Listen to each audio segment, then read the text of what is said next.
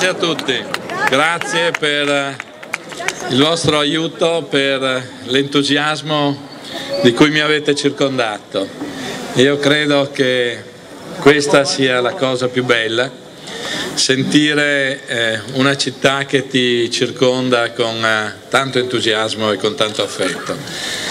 Io in questa circostanza credo potrei dire degli spropositi, sono troppo emozionato perché vi assicuro che ce l'ho messa tutta, ho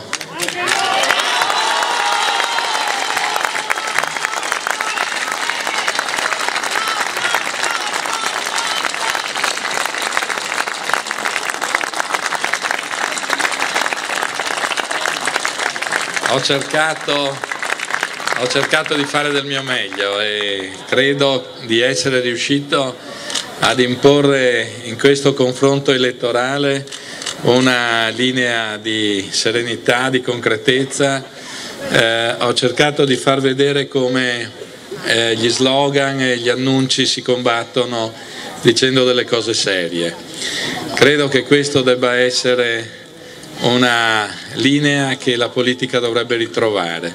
Spero che con questo mio impegno e con la dimostrazione che tutti noi abbiamo dato di apprezzare questa linea di impegno politico, di poter far riavvicinare la politica ai cittadini e i cittadini alla politica. Credo che questa sia la cosa più importante,